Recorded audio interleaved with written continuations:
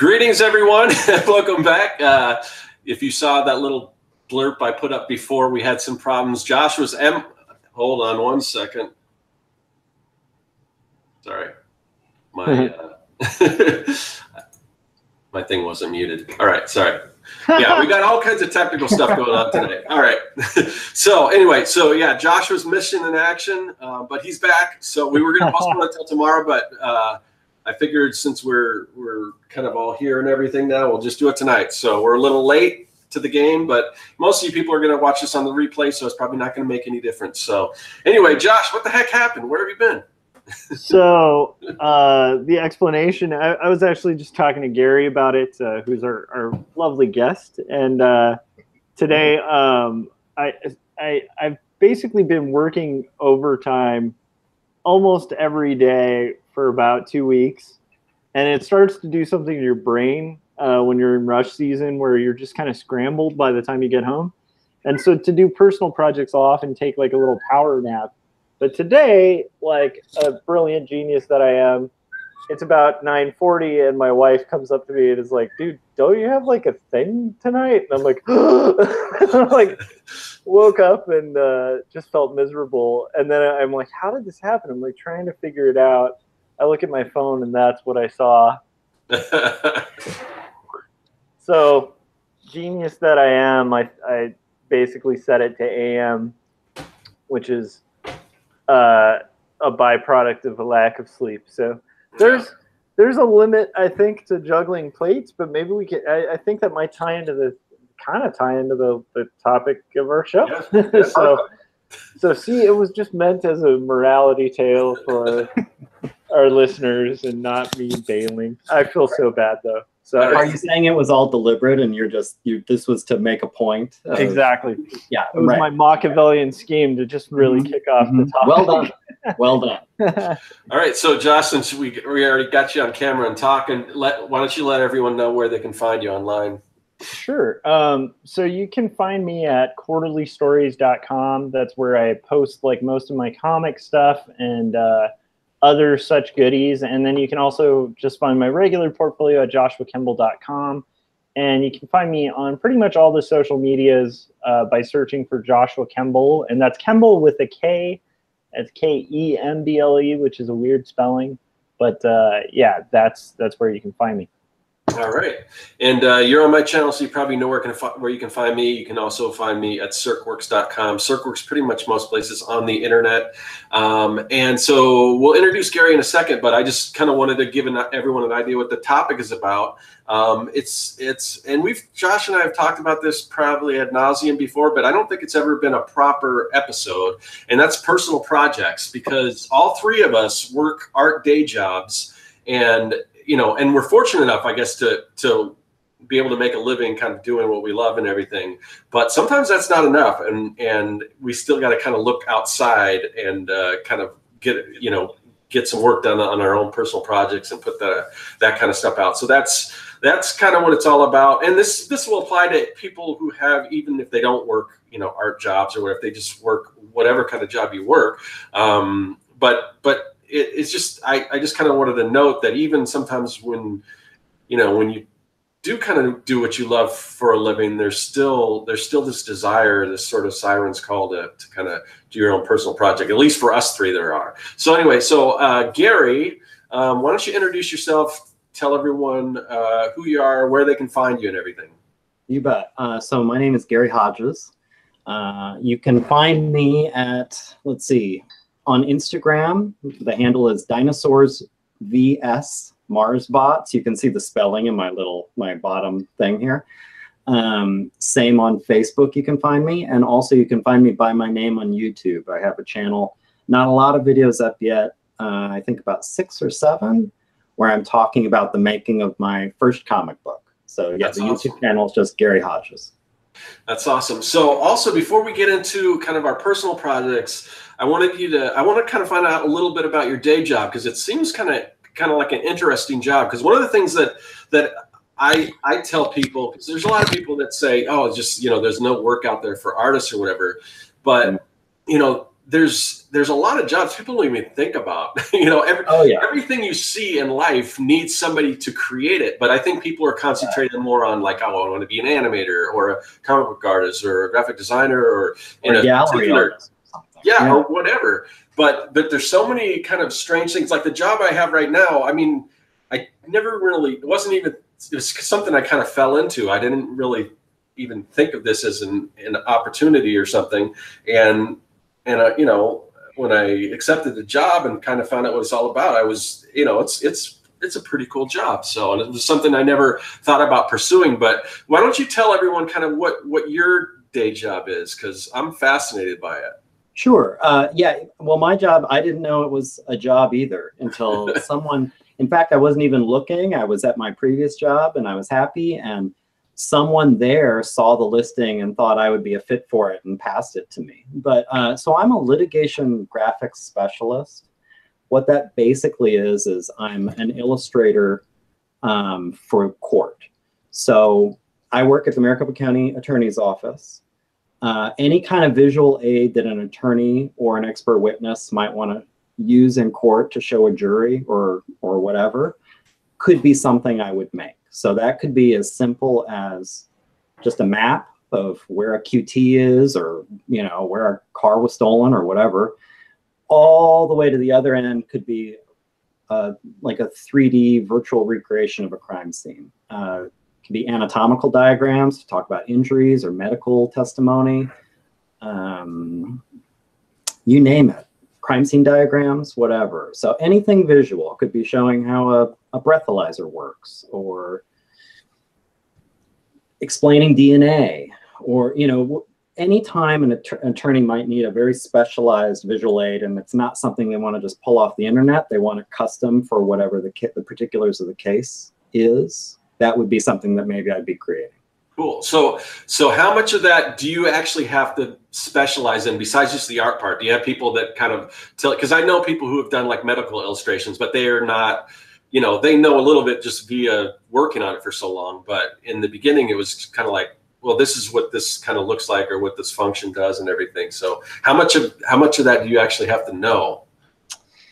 That's a good question, because it's a weird job and it's not a job that a ton of people have. There's no real formal career path for it. Usually what they're looking for is someone who is a little bit of a Renaissance person who's got backgrounds in a couple different areas. Ideally, clearly illustration, like just to start. They like people, or they liked me at least, because I had a background in physical anthropology and anatomy and things like that. That comes in handy for the medical stuff. I also had a background, I had a couple years where I thought I wanted to be a crime scene technician. I got over it. I slept it off. It was fine. But for a little while, I thought I wanted to do that. So I got certified in police photography and fingerprint collection and analysis and crime scene investigation and things like that. That was it's very handy for my job now. You know, and then they're just looking, like so many jobs, like, can they work with you? Are you trainable? Are you someone that they want to sit next to all day long? Are you responsive to clients? I mean, the simplest way I could explain my job is I'm basically the in-house graphic design department, but my clients are the attorneys in the building. So it's, I mean, they're coming into my office and they're saying, like, I have to present this to a jury. Help me figure out what my visual aids need to be, or help me make my PowerPoint look cool, or whatever. So it's just someone who seems like they can handle it. In a way, there's a customer service element. So, oh, it sounds, based on what you're talking about, your background is that it's kind of perfect for you. So it was a weirdly good fit. I felt pretty confident going into the interview.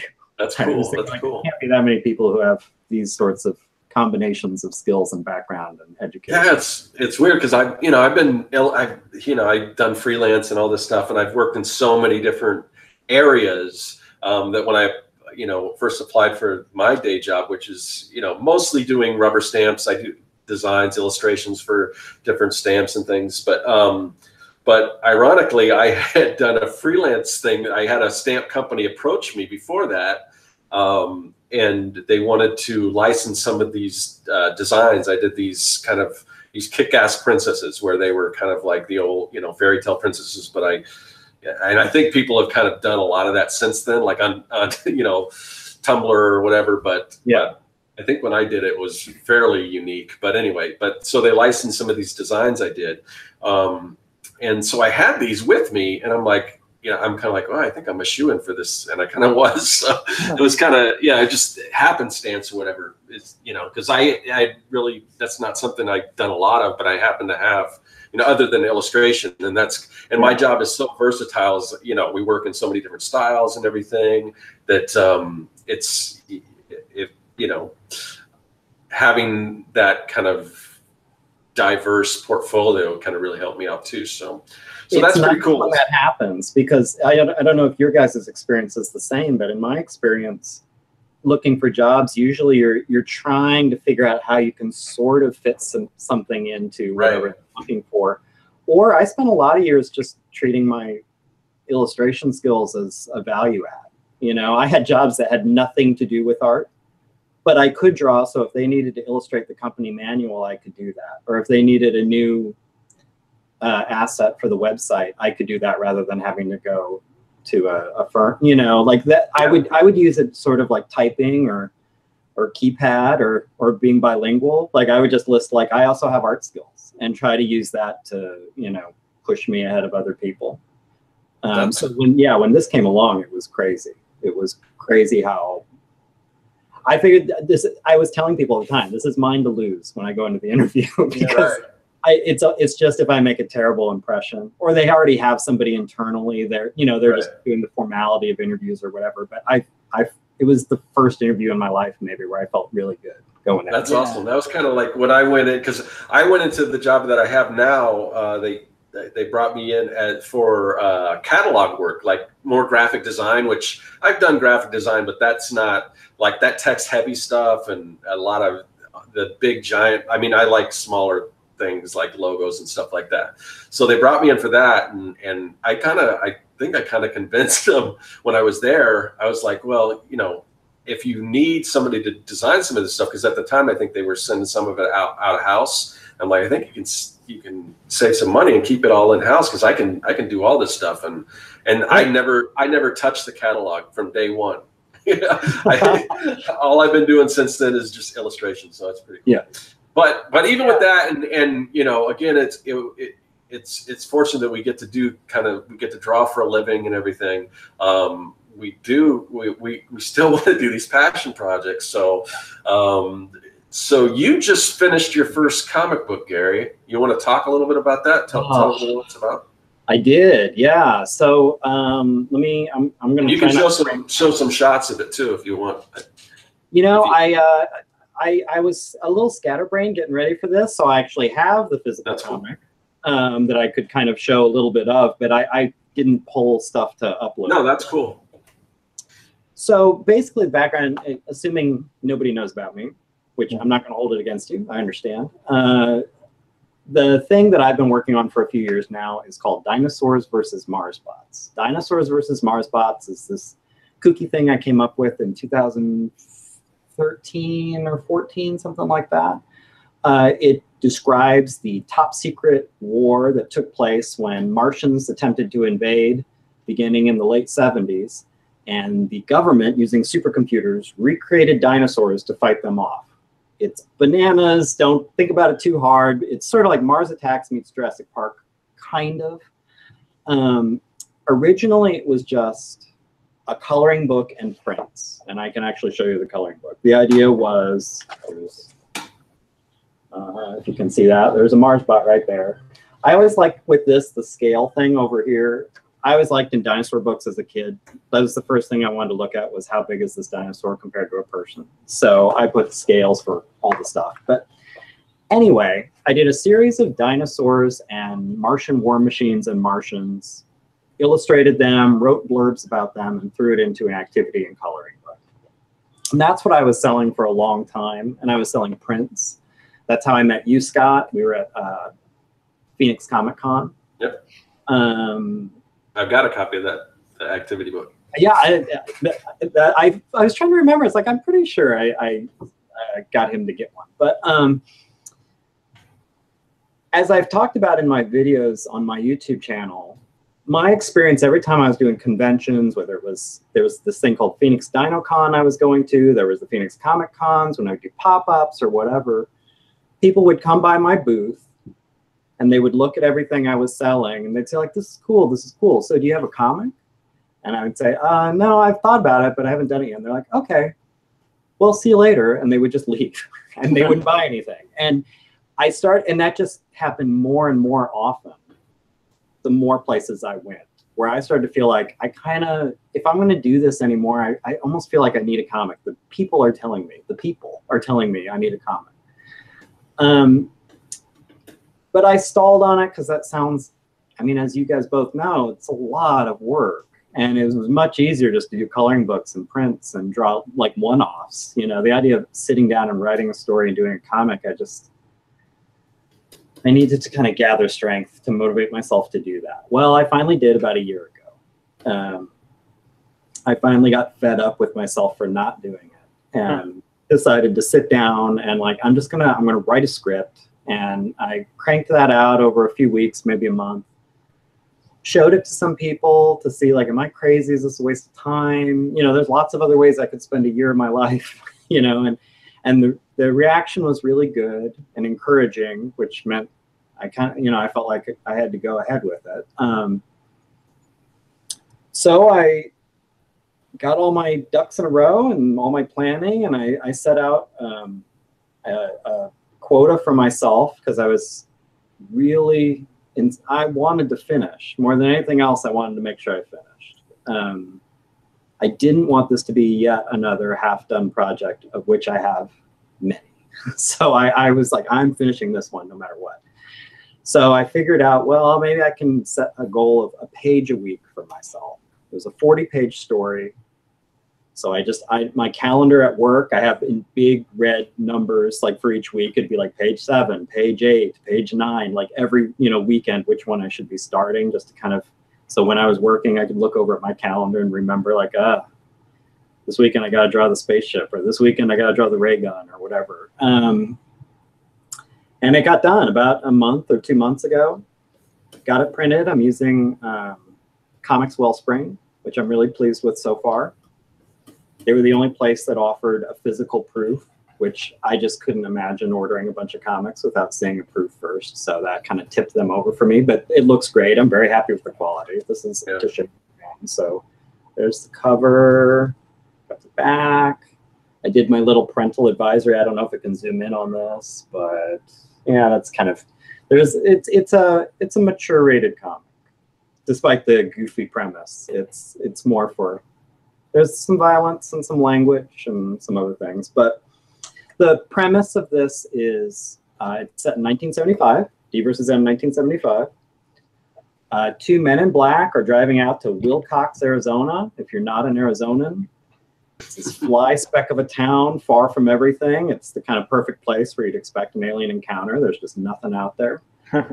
2 men in black are driving out there early in the morning to collect an account from some people, some witnesses.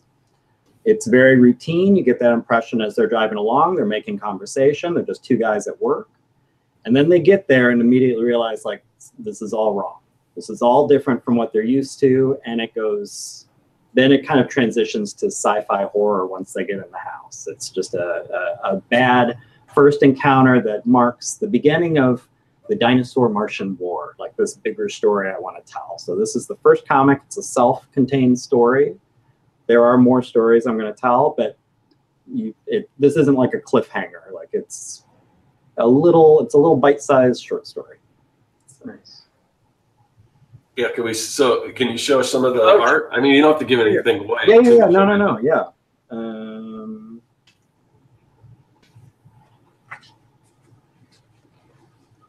So this is them. I'm going to cover myself up. I apologize. This is them pulling off to the side of the road to have a conversation about Men in Black stuff on their way to this little house in Wilcox because they've got 10 minutes.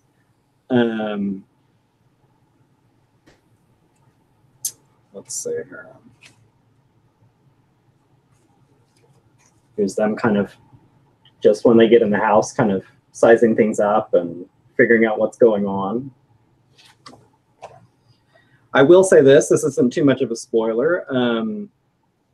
The Martians, some of the units use hallucinogenic Martian weaponized gases, and everyone in the house gets a big hit of it. So there's a sequence in here that's kind of a hallucination sequence.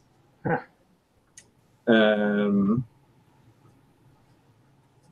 Let's see. Like every Disney movie since like Dumbo, I think, had one of those scenes in it. So he's seeing things, but kind of weird nightmare fever dream versions of things, trying to keep his head straight. So it's like I said, I tried to write just a little sci-fi horror comic, a little throwbacky, a little more like the Flying Saucer comics that you could have found in the 60s and 70s that would tell these creepy encounter stories. It wasn't like Sedona aliens where they come and gift you with wisdom, and like these were more creepy aliens that are paralyzing you in your bed and peeking at you from the door. Like, I mean, the kind of the different sort of the spookier encounter stories. But this one going especially bad and turning violent and kicking off a war. So.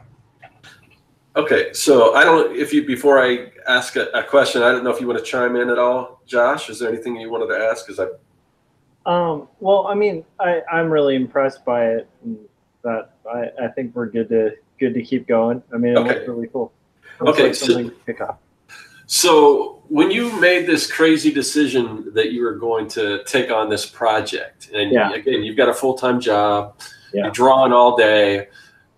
Yeah. And this is something that I get from a lot of people that have like art jobs, or sometimes they'll say, yeah, I mean, I'm just tired of drawing when I get home, or, you know, any job. Sometimes I'm just tired, you know, so how do you, and I mean, each of us can answer this question, I'm sure, and we'll probably all answer maybe a little differently, but maybe not. How do you decide how to make this happen? I mean, do you set aside a certain amount of time? Do you rearrange your schedule? Do you say, hey, all my friends, I'm not going to see you for a year? How does this work? How does it work for you? All of the above. It was all of the above. I mentioned before, I was a little fed up. I was at a point where I was a little fed up with myself for having a bunch of unfinished, ambitious, creative projects. I had done a little bit of, you know, I had done Dinosaurs versus Marsbots so far, but it was relatively low commitment. But I have like a novel that's a third written, and I have 4 different comic ideas, and I have 3 different screenplay ideas, and they're all just outlines and dusty notes and ideas in my head, and I'd never followed through with any of them. And I just, like I said, I got a little disgusted with myself. I was thinking, what am I waiting for? You know, I'm at a point in my life where I'm fortunate enough, I guess, as a way to think of it, where it's really, it's wide open for this. I don't have kids, I'm not married. You know, I'm lucky enough to have a 40-hour-a-week job. I don't, you know, I'm not freelancing where I'm working all the time or whatever. So I have weekends and evenings available in theory. So it's just, why not? And I about a year and a half ago, I thought, a year from now, I can either be all caught up on my Netflix and my Xbox games, and have nothing to show for it other than that, be able to talk about Black Mirror or something, you know, or I can have a finished comic and I'll have that forever. And that kind of was like, I'm just going to do this. It's just a year of my life. A year, it goes like that, you know, might as well just do it now. So that was, I just gave myself that pep talk. But in terms of how to, you know, manage it, it's a funny thing. I always think of it, it's very random, but so my brother and my dad are into weightlifting. As you can tell, I totally am too, but like they are especially were into weightlifting. And when I was in junior college, one of them bought a book by Arnold Schwarzenegger on bodybuilding. And it was like a Bible. I mean, Arnold has a lot to say about bodybuilding. And because I'll read anything, I'll read the back of a cereal box. It was there, so I was like, sure, so I'm reading the Arnold Schwarzenegger weightlifting book. And he's talking about, if you're deciding to be a bodybuilder, one of the biggest obstacles, it's not like, you know, energy or it's not the gym time. It's everything around the gym time. Yeah. Because everyone's going to try and pull you away from that. And they mean well. They're not realizing that they're sort of being the devil and trying to tempt you off the path. That you can tell everybody the way he was explaining it, or in this case, like you can tell everybody, I'm going to work on a comic. I'm going to devote my life. Comic is going to be like my second job for the next 40 weeks, just so you all know. So like I might be a little MIA and they'll go like, that's awesome. That's cool. Yeah, do that. That's exciting. And then 2 days later, they'll call you up and say like, hey, we're going to, you know, Sedona this weekend. You want to come? And that's where the test comes in. Yep. You have the strength to say, no, I'm working on comic. Okay, well, what about next weekend? No, I'm keeping my head down. And I think that's what separates a lot of, at least for me, my whole life thus far. I think it's a lot of why things weren't getting done, because it was just so easy. It's like, oh, you know, look at that over there. You know, I could do this instead. Well, I mean, look, there's a new Resident Evil game. I got to take some time off from drawing or writing, you know, whatever. I just was militant with myself. I had a very monkish life for the past year. So based on that, I mean, now you said I'm going to take a year to do this, but in conversation with you, it sounds like now that you've done it, it seems like it's not done yet. That you want to, that you're thinking about doing something like that again. Another one. I joke. The video is not up yet, but I'm doing the last video of my making of. I'm editing it right now. The making of this comic. And I say, like, I feel like I now sort of understand what women are talking about when they've had one kid and they want a second one, but, you know, like they know, like, what that means. I still, though, have a little bit of gas in the tank, and I'm still sort of in production mode, and I'm concerned if I take too much time off, I won't, like, it could all just evaporate. I feel like sometimes still sort of in that mindset, and I have an idea for the next one, and I do like the idea of at least doing 2. I feel like I need to, like I was telling you before we went on the air, I feel like in the next couple of weeks I need to start writing the script for the next one. Like I got to keep going, and it would be nice in time for convention season next year to have, if not a second comic, one that's far enough along to tease. You know. Yeah. So I don't know, Josh. Do you want to chime in any on that? I mean, there's a ton of stuff there. Like I had a very similar experience with my first comic, and I remember it being just kind of this moment of realization that all of the guys that I kind of envisioned in my head myself being like, and was like, yeah, when I get to that level, or whenever, you know, when the magic window appears, then I'll be a cartoonist, or when, and I remember that dawned on me very, like, almost exactly as you described it, where it was just like this realization, like, if I'm doing, if I'm basically doing nothing to advance towards finishing a comic, then I'm never going to have a comic, you know? And so just kind of buckling down and being like, oh, I guess that's the trick. I guess you just have to commit to the work. Yeah. And then, you know, I mean, like for me, that was literally the only way to get into cartooning. And it's one of the reasons why when I meet somebody who says, oh, I want to do comics, I really tend to respond pretty skeptically, because it's like, you have to catch yourself. I mean, if you really want to do comics, you'll do comics. Like, I've never met a cartoonist who really wanted to do comics who doesn't just buckle down and do it. Yeah.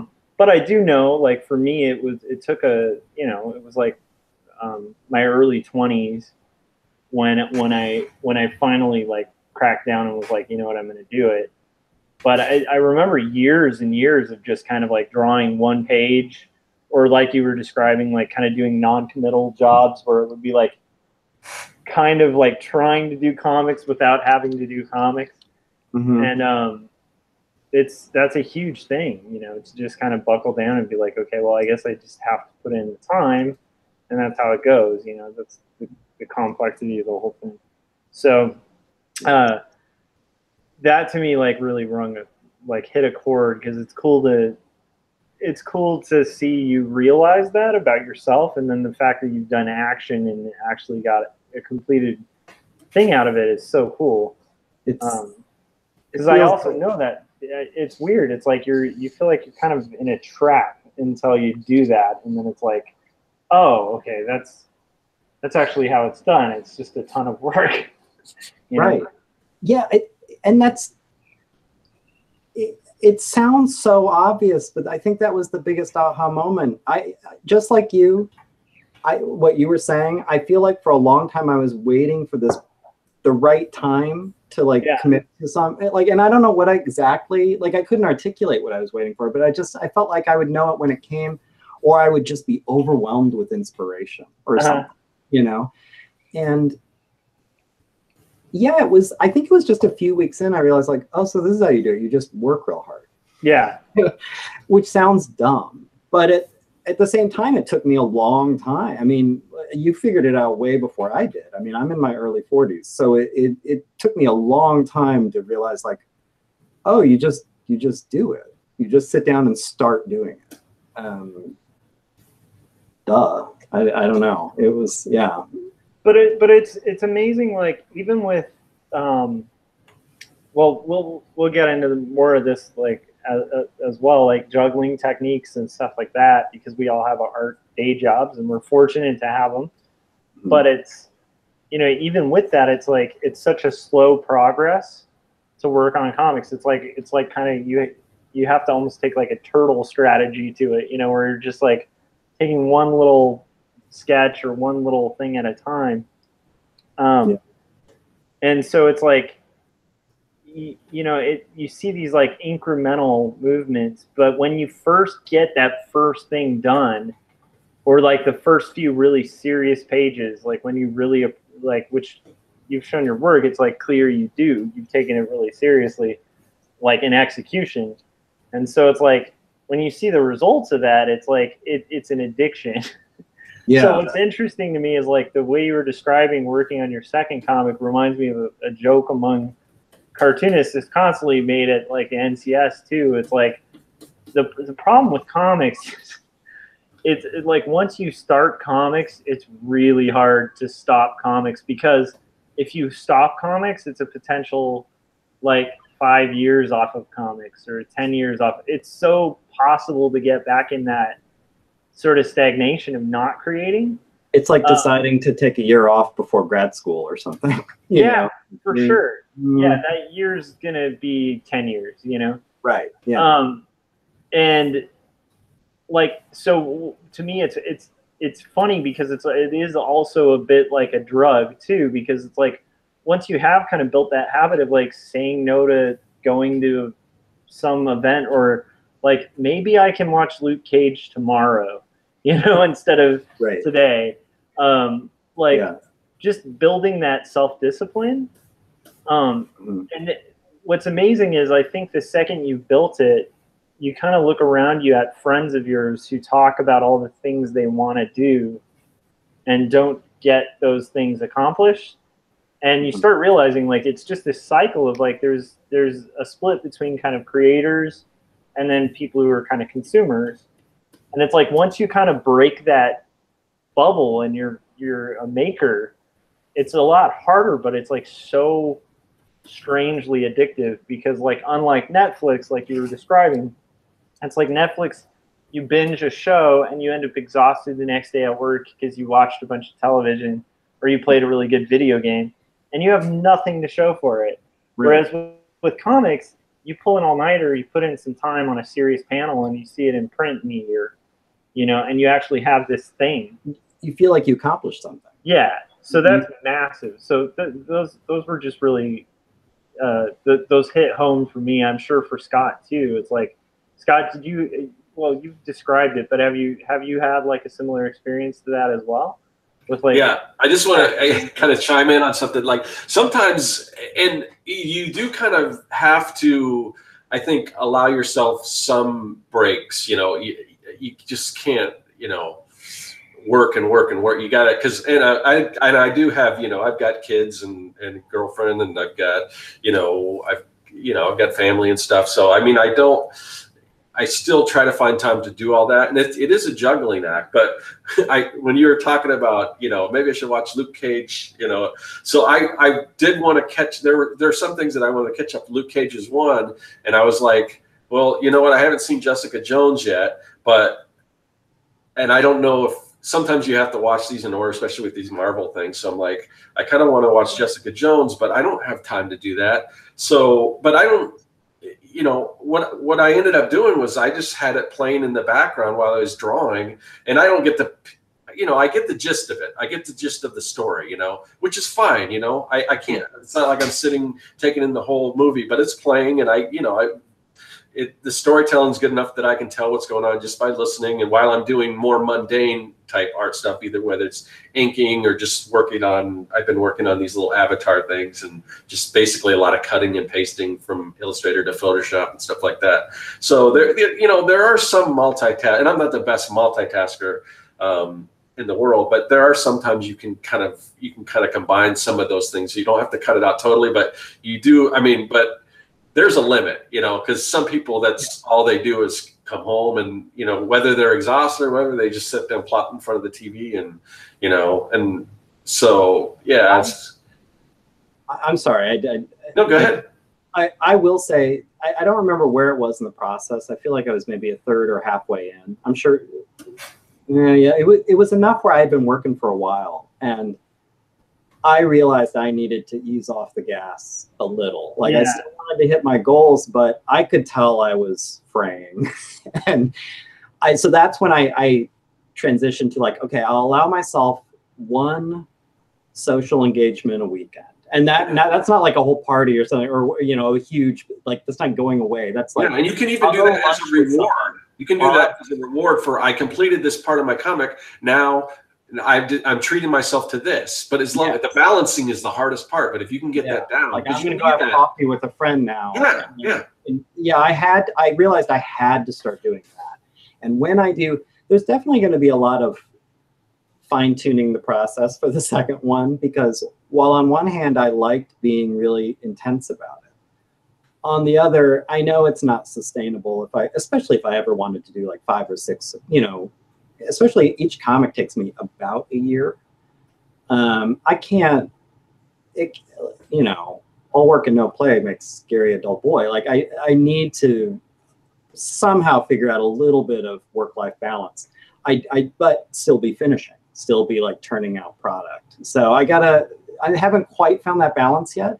I basically did like 40 years of not worrying about it and not finishing. And then I did last year only working, not doing anything but that, and finishing. I got to figure something a little in between. So yeah, and I think that balance will sort of strike itself. But I think in order to find it and be really genuine to yourself, I think what you're describing as a process, I think, at least for people with what I'm guessing is kind of both of our personalities, because my personality is definitely very much the same, where my first comic, I really had to kind of just cancel all social engagements and just gun it. And, you know, and it was at a time where, you know, at the time I was in college, so there's a lot of like, hey, let's go drink and have fun and do all this crazy stuff. And I would just be like, nah, I'm going to stay home and stare at an artboard, you know?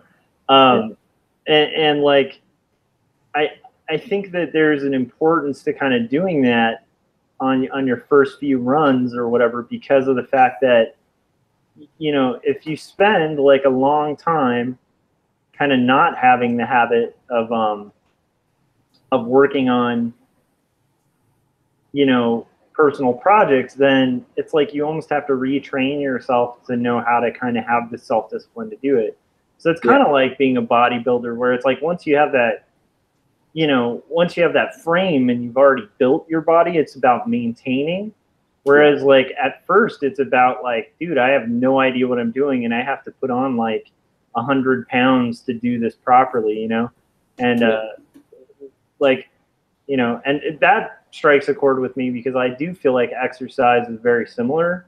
And I'm a guy who, like, I've been a twig my whole life, and in the last year or whatever, that's been something I've had to add, like with as much priority as I have had on art, because it's just like necessary to keep up that productivity. Because, you know, I think we're around the same age, and so it's like, you know, you hit a certain age and like that energy doesn't just magically appear.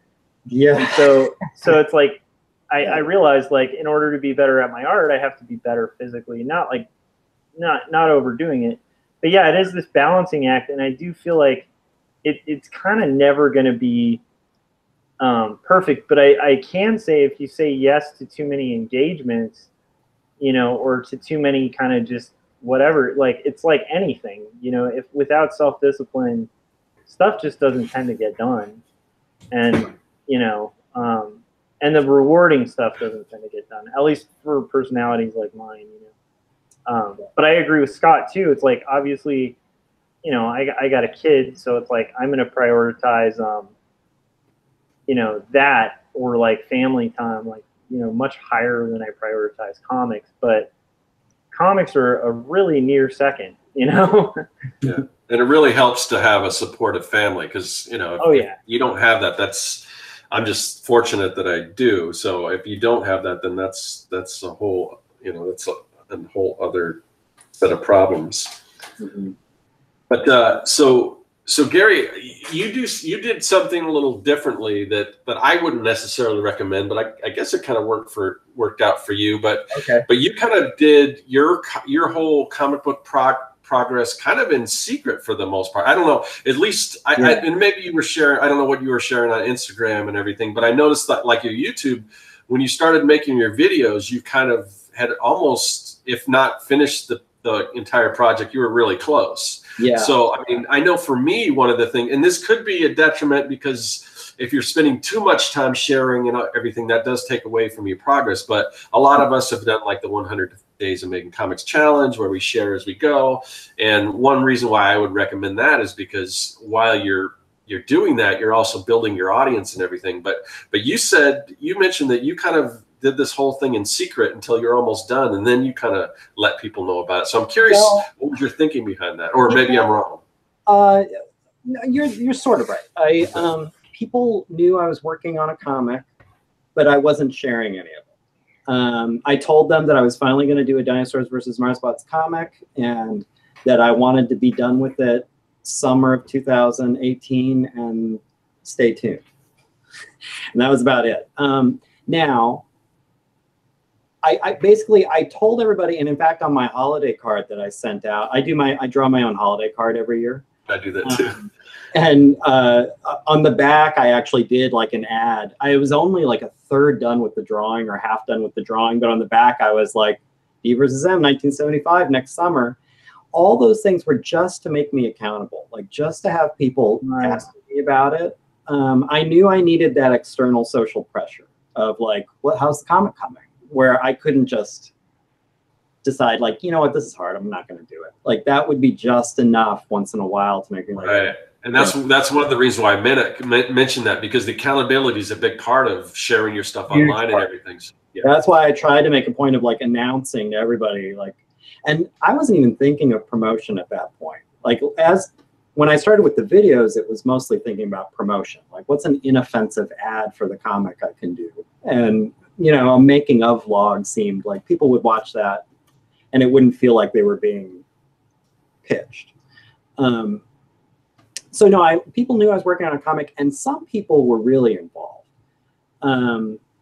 I took a lot of reference photos of people because I knew I wanted the humans in the comic to look like people. I didn't want to draw it the Marvel way. You know, I wanted them to look like people you might see on the street, just like everyday people. So I wrote the script, and then I thought to myself, looking at the characters, like, who do I know that looks sort of like these people? And then I would approach them hat in hand and say, hey, would you be up for me taking, you know, a few hundred pictures of you pretending to be fighting aliens or pretending to be driving a car, or, you know, like whatever. And I was lucky where like everyone I asked was like, sure. I mean, it's such a bizarre request. It's like, I've got to do that at least once just to see. So I took pictures of people. That also made me super accountable. You can't take pictures of someone for an hour or two, and then go back to them 6 months later, and when they say like, "Hey, how's the comic coming?" He's like, "I decided not to do that." Like, Yeah. I mean, now you're kind of you used some of their time. You know, now they're invested, if not by money, with time. So it kept me serious about it. I had people read the script. So there were a few people, I was very guarded about it, but there were a few people whose opinions I trusted. I would give them the script to read over and have them give me notes, or did anything not make sense? What did you think? That kind of thing. So it was just, generally, I was pretty tight-lipped about it. But there were a few people that got a lot of access. Once it was done, and I was just figuring out the cover and the copyright page and like all the ancillary stuff, that's when I started doing the videos, which, yeah, was very late. And that did close off opportunities. I'd mentioned to you before, Dan Ikas gave me an idea to send out a survey to all your fans and ask them what they want in terms of content, in terms of promotion, like what they would be interested in. And the number one thing they wanted was making up videos, which was cool because that sounded like fun. So I did that. Number two was time-lapse videos of me drawing, which I couldn't do because I was already done with the comic. I didn't know if I wanted to do it anyway. Like I have mixed feelings about that, but because I wasn't doing the promotion thing until the comic was basically done, like that wasn't even an option. Maybe now with the second one, maybe I'll record a few just to see how it goes once I get to that stage. But yeah, I can say as somebody who was really hesitant to do time lapse and stuff that it's actually pretty fun. It's kind of addictive though, so it does tack on a little bit of time. Yeah, your art flow, and it can be a little awkward because you're especially if you're traditionally doing it, because it's like you're constantly going to be rotating the page, but it kind of limits your rotation a little bit. Well, that's interesting, because I had told myself that I would do it if I was working traditionally. Yeah. Because I was working digitally, I didn't want to. And I was telling Scott before we recorded, I am an undo fiend in Adobe. And I am real fussy about what my lines look like. And I will do something and undo it a bunch of times. And I just thought, because with digital affords that. And I was afraid that would just drive everyone bananas to have to watch that. Like, I thought this is going to be a terrible viewing experience if I record this. I see that all the time with people who do digital, and that's one of the things why, you know, in almost all cases, I think you save so much time doing digitally. But I still make an argument that I think you can ink faster traditionally, just because I notice anytime I see somebody digitally inking a comic, it's like they draw a stroke and then they undo and then they draw it again. And it's like 5 times before they get the stroke the way they want. Whereas traditional is usually just that, you know, you lay it down, that's your stroke. So I still think traditional inking is, at least for me, is faster. But when I watch people, I notice that. So I don't think that's so out of the ordinary. Yeah, I would agree about the traditional inking for myself too. It's like it actually ends up quicker. So even this weird style that I'm working in, where it's much more loose and like anatomies all over the place, it's like I alternate between this on my comic, what I'm working on now, and like a more realistic style, much like you described, where it utilizes tons of photo reference, and I have my wife and other people I know like pose, and they're like much to the irritation of friends and family around. But there are 150 selfies of me doing poses as a Martian that no one will ever see. And in fact, I should delete those in case I get hit by a bus or something and someone's going through my computer. Oh, dude. Those need to go away. Dude, one of the most embarrassing ones, because I was having to clean up some of that on my hard drive. I had to illustrate this book about barbarians called Barbarians, a Handbook for Aspiring Savages. And it was a fun book, but it's like I had to draw barbarians all the time. And this is like, I'm a pretty scrawny guy. And it's like I have all this just crazy poses of me like shirtless, like flexing, like blah, like big Arnold face. And I'm like, dude, I never want those to see the light of day. So That reminds me, I kids gotta do the delete same some thing. photos too, because like I've done that. I think we've all done that. Like just, Oh yeah. you know, Well, the you Martians you are light doing the thing ugly just so you can get faces. the lighting right and everything, and then you know, like, well, no one's gonna see this, even though I'm not built like this superhero guy. At least it's sort of a close approximation. So, Right. Yeah, but like the thing that I find really cool, even working in this style, is like I'll digitally pencil, right? Mm-hmm. And in that case, I can be really loose, and then I can pass over it with a tight pass. But what's nice about that is it makes me really tight on my pencils. Like my pencils at first start out really loose. They get tighter and tighter till they're practically inks. But then the inking process is like the quickest thing in the planet because I already have it all worked out in the pencils. And I think having to manually ink your stuff makes you, it's weird. It almost makes you have to pencil better. And so it saves you time in your ink stage. Yeah, it is. Yeah. I don't know if it's that way for you, Scott, because the first few times I manually inked, I was like, oh, crap, I thought I would just get this right in ink. I should have gotten this in the pencil stage. And so I kind of gradually started learning how to pencil properly to ink. I don't know if that... Scott, for me, it's like the style that I'm kind of working in now. My pencils are just super loose, so a lot of it comes down to the inking. Whereas before, you know, the comic book I was working on before, where I never finished because I spent so much time getting the pencils all, try to get them all perfect, and basically, so I would just go over it exactly, the lines exactly what was under it in pencil with ink. Whereas now it's kind of like it's just a rough, you know, idea of what I'm drawing, and then I kind of go over and ink, and sometimes it doesn't come out right because of that. Sometimes it looks more fluid, you know, but there's a little give and take between the two styles that I've worked with, but with the way I'm doing it now, I'm getting stuff done, whereas before it was just like I've got like one or two really good pages, but no finished comic. Yeah, no, that makes perfect sense. Huh.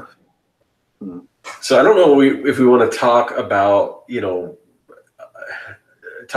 you had mentioned, Josh, talk about like getting into strategies on how, you know, how you do juggle this stuff, you know, coming, you know, and I know, Josh, you're just talking, the reason why you were late tonight was because of the overtime and everything.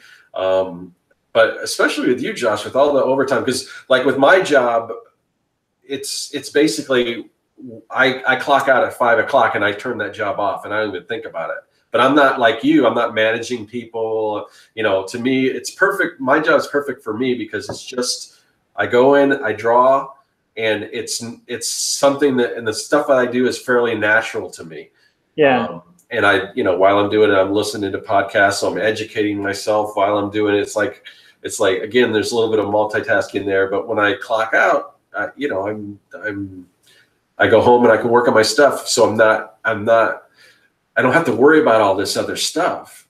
So, but that might be unique to just me, at least with you, Josh. I know you've talked about, you know, the rush season and the overtime, and having to manage people and hire people and vet people and all this other stuff. And I know it's gotta, even when you're not working, you've got to be thinking of that, but still you're managing to put in the time in the comic, you know, over and over again. So, I mean, it just seems like somehow you're able to do that. And I mean, it seems really difficult. So I don't know. Well, it's like, I know for me, like the one thing I'd say about kind of art directions that as a window view, like for people who work for creative agencies, like when I was a designer, in-house, like actually an illustrator, like for an education company, I used to be really judgmental of my art director. And I'm so much less so now that I'm in the seat of an art director, because there's a lot of weird things that go into art direction. A lot of it's just like putting out fires that your staff didn't even know they started, that just have to do with like higher management and other things and other people. And there's a lot of juggling. There's a lot of like training. And then when it comes to overtime, it's like, it's weird because like as an in-house designer, you might like feel like mad because you have to stay overtime for like 10 minutes, not realizing that like every time a staff member has to stay overtime by like 10 minutes, that's 10 minutes I have to stay overtime. And that's, multiplied by however many designers I have on staff. So it's like, if your art director seems taxed because they're having to stay overtime, it might be because they've had to do it for 10 other employees that week, and so there's a lot of juggling, but it's also kind of fun because, so for me, that's kind of the way I stay sane and keep it balanced is like, it's interesting to me because it's an area I've never done before. And it's something I haven't mastered at all. Like leading people is like, it's a whole different ball game, and it requires a whole weird level of skills that that I'm just barely. I mean, very similar to like how you guys let it off. Like my job was it did come through a lot of luck and just weird coincidence because I had worked in industries that strangely all correspond to kind of make me uniquely qualified for this job, and it was one of the few times where I've been in an interview and I'm like, this is the job. Like it was like you described at the beginning where you were saying like, it's my job to lose. I totally felt that way because I had like taught college courses on illustration and stuff. So like I had some leadership from that, and I definitely knew how to mentor artists. Yeah. I had done various like illustrations and had actually done a lot of technical illustrations. And then I'd worked in t-shirts, which have these like, at least before digital directed garment printing got better, like screen printing's limitations and trying to make like creative illustrative work with those limitations of like 2 to 4 colors. All of that like uniquely qualified me for this thing. But the one thing that like keeps me at it and kind of keeps me motivated at work is like the fact that like I can illustrate better than most of my team. And I don't like that to be the case. That just is the case. I can design really well. I can be an effective designer there. But the cool thing is I've done that and I know how to do that. This other stuff like is totally new, like keeping morale high, like, having a team meeting where your team isn't entirely bored, it's that stuff's like engaging. And I think because I'm engaged at work and also because it's utilizing a lot of skills that are outside of my design skills, like I do a lot of design and illustration on the job, but there's enough of this other crazy stuff that when I get home and I'm able to just focus without distraction, because like the nature of art directions being completely bombarded, like from 8 a.m. to like the end of the day. And you're constantly interrupted because your staff comes in to ask questions. And then if it's not the staff, it's another department that needs some kind of thing fixed or something like that. And then it's the factory or it's the printer. And it's like you're constantly, you're never really given like a 2-hour zone where you can just zone out and enjoy design. So even if you're designing stuff, you're kind of having to design it in like these little increments. So like I said, the cool thing is when I finally get home and there's that window of time that I've designed into my life to like sit down with my comic, it feels like breathing because it's like I get to create something without distraction, and it's comics, which is something I love. And it's working on something that's not super corporate, which I like. But I like working on corporate stuff. I just get my fill of that at work. So I guess what I'm saying is like it's kind of this mix of like I feel like it's the perfect job for where I'm at in my life right now, which is I was kind of fed up with being a designer. I was fed up with being a freelance illustrator because I do enjoy drawing things for other people, but I'm not like seeking that out as like the final end all. The one thing I kind of want to do is make these comics that like literally are like the least profitable decision I can make. And so, like, to me, like the so that's kind of how I keep like at it and keep motivated with it. On one hand, it's like it's also just a challenge, because I think when you're a designer or an illustrator, 80% of the job is problem solving. Mm-hmm. And when you're managing people, like 100% of the job is problem solving. And and like one of the biggest problems, like the biggest conundrums, like nobody likes working overtime. How do you convince people to work overtime when it's necessary without them feeling like demoralized or undervalued? Like, how do you get people to comply when they don't want to work on something that you need them to work on something? And they're capable of working on it, but at the same time, they're designers, so if they're not feeling it, it's going to show in the work.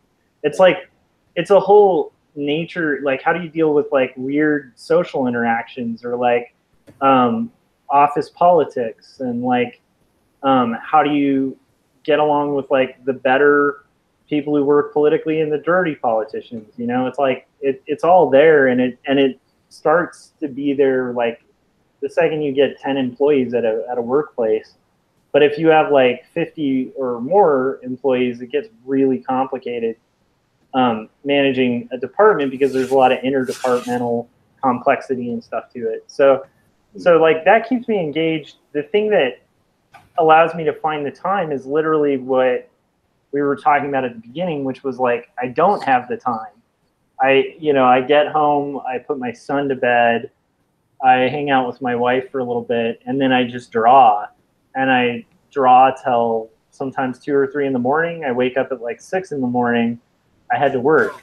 So it's like, that's kind of, well, or 7, sometimes 7. But the point being, like, you find ways to make it work. And I think it's one of those things of like, it's kind of not an option, because I did spend like I think it was about 2 years at my job, because of all the stuff I was just describing. Like there was a weird learning curve to like being an art director, because like most designers or illustrators, I was like, yeah, I could be an art director and I'd be better than this guy, and you start learning the hard way, like why certain policies are put in place, and why certain managers like always behave in a certain way, and why like the politics are the way they are, and how to get funding through, and all this weird stuff.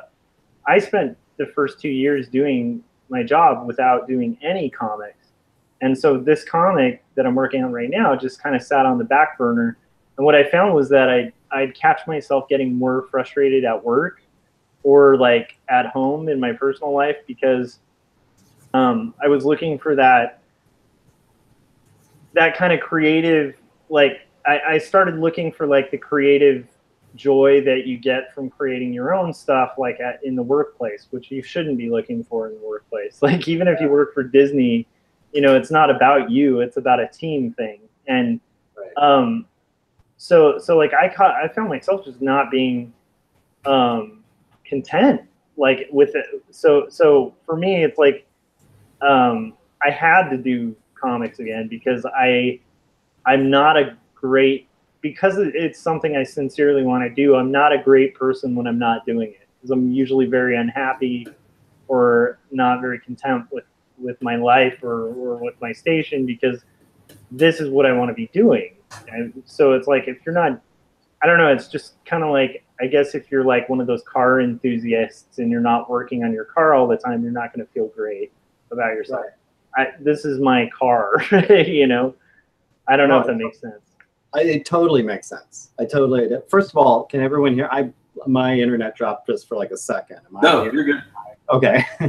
No, I completely relate to that. I did find, and I had no idea it would be this way, but with the job I have now and the job I had before, I would put everything into it. And even when I wasn't at work, I was thinking about work.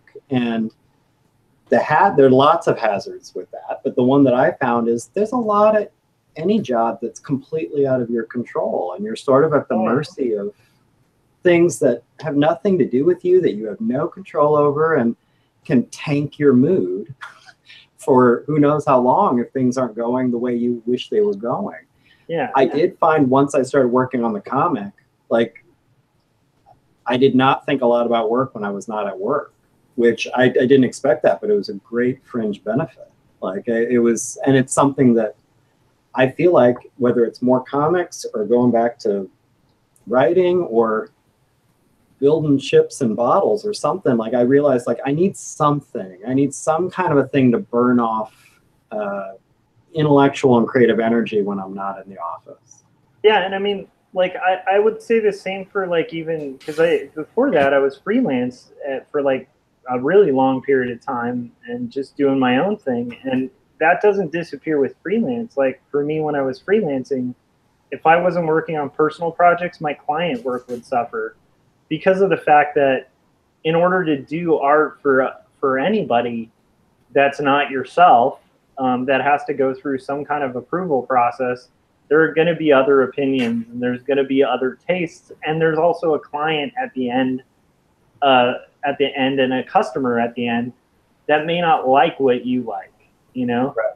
And so the cool thing about working on like a personal comic is like the trippy sequence you just described. I'm thinking about that as a cartoonist, and I'm like, I can understand that you probably designed that for yourself to be able to have I'm sure it advances the story, but I'm sure there's a huge part of that that's like, I want to do a weird trippy sequence where, you know, like I want to do like a Ditko, like Steve or Doctor Strange kind of thing, you know, where it's with that kind of paneling. I wanted to flex a little bit because especially like I generally like a kind of sterile, realistic looking illustration style.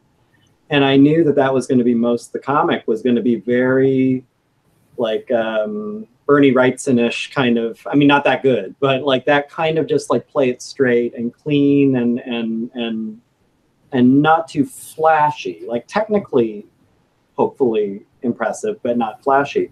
So that idea of like, wouldn't it be cool to have this kind of crazy sequence where I can just go nuts, go in a totally different direction.